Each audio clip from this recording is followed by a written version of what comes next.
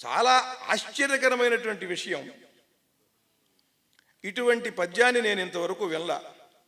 మహాపండిత కవి ఆంధ్రదేశంలో ఎవరికైనా శబ్దానికి సంబంధించినటువంటి విచారం, చర్చ, దోషం ఉన్నదా లేదా తెలుసుకోవాలంటే మా ధూళిపాడ మహాదేవమణి గారిని అడుగుతాం. మొట్టమొదట ఇద్దరు ముగ్గురు మహాపండితుల్లో ఆయన ఒకరు. ఎటువంటి అసాధువునైనా సరే సాధు శబ్దంగా మార్చగలిగినటువంటి ప్రజ్ఞా సమన్వితుడైన. ఇటువంటి పద్యం నేను కూడా వినలేదండి, చాలా తమాషాగా ఉందన్నారు ఆయన. కొప్పరూపు వారు ఆసువుగా చెప్పింది ఏమిటంటే, ఒక యవ్వన స్త్రీ మీద ఒక పద్యం చెప్పండి అన్నారండి.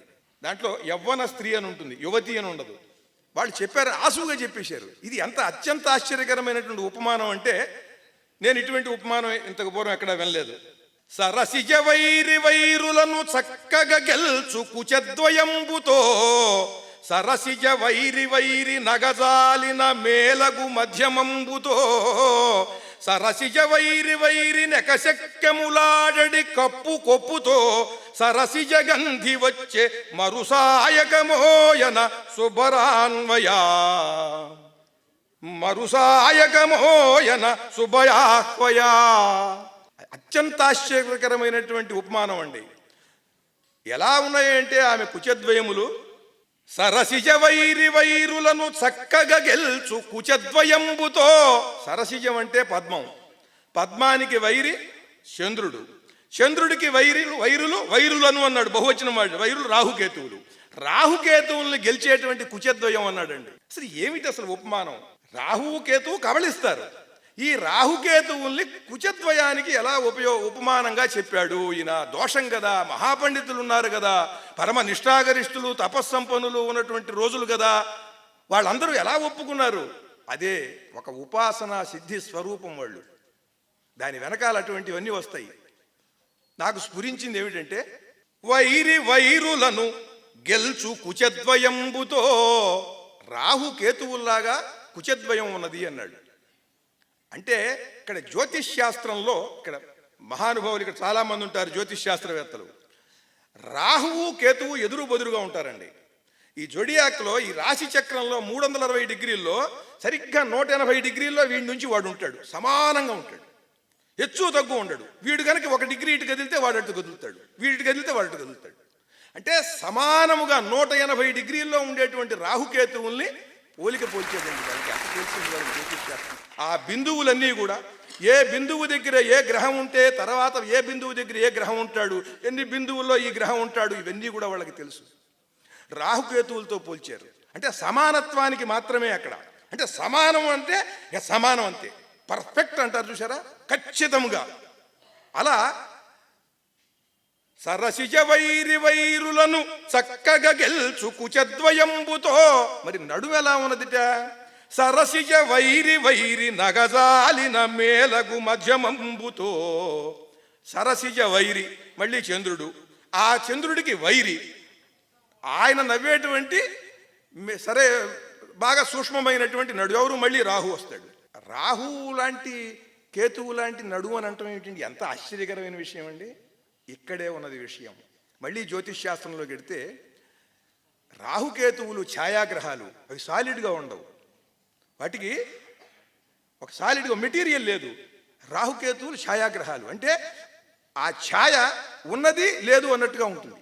అస్థి నాస్తి విచికిత్సాహేతు శాతోదరిందని శ్రీనాథుడు అన్నట్లుగా దాన్ని మరొక రూపంలో ఈయన చెప్పారు. అంటే ఛాయామాత్రంగా కనిపిస్తున్నది అమ్మాయి నడుము, ఉన్నది లేదు అనిపిస్తూ ఛాయామాత్రంగా ఉన్నది. అందుకని మళ్ళీ ఇక్కడ ఏమన్నాడు?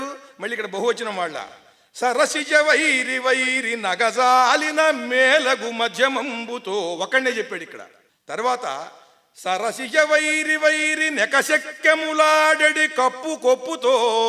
సరసిజ వైరి చంద్రుడు, ఆ వైరి ఎవరు? చీకటి అనే అర్థం చెప్పాలి. అట్లాగే ధూమ్రవర్ణము కలిగినటువంటి వాళ్ళు, అట్లాగే శనివత్ రాహు అంటారు, శనివలే రాహు ఉంటాడు కనుక ఈ నీలి వర్ణముతో రాహు వంటి వర్ణము కలిగినటువంటి కొప్పు కలిగినది అనేటువంటి అర్థం కూడా చెప్పచ్చు. ఆ రకంగా సరసిజ గంధి వచ్చే మరుసాయకమోయన.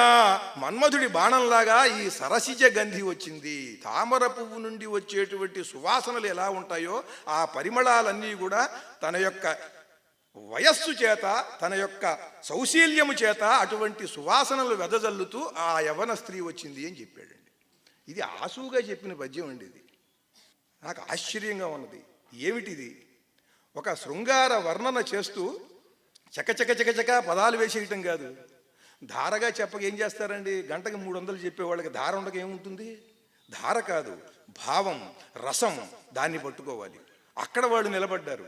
ఆ పండితుల మధ్యన ఊరినే బడబడా పద్యాలు చెప్పేవాళ్ళు నిలబడతారండి? ఆ కాలంలో విసిరేస్తారు, ఉఫ్ఫును ఊదేస్తారు. అటువంటి మహాపండితులు ఉన్నారు వాళ్ళు. వాళ్ళ మధ్యన రసము, ఔచిత్యము, ధ్వని, అలంకారము, వీటన్నిటిని కూడా గుప్పించారంటే ఆలోచించాల, అప్రయత్నంగా అలా వచ్చేసింది వాళ్ళకి.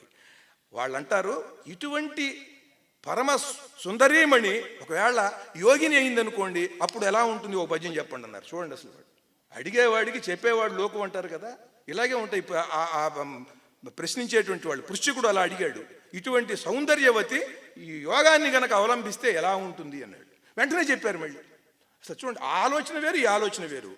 కామ మోహాది విషయ సుఖంబు వీడి, నిలయమును వీడి, ఇల్లు వదిలేసి తల్లిదండ్రులను వీడి, గణ్యమైన తపోవృత్తి కానచేరి మోక్షమును గన్న యోగిని పొగడతరమే.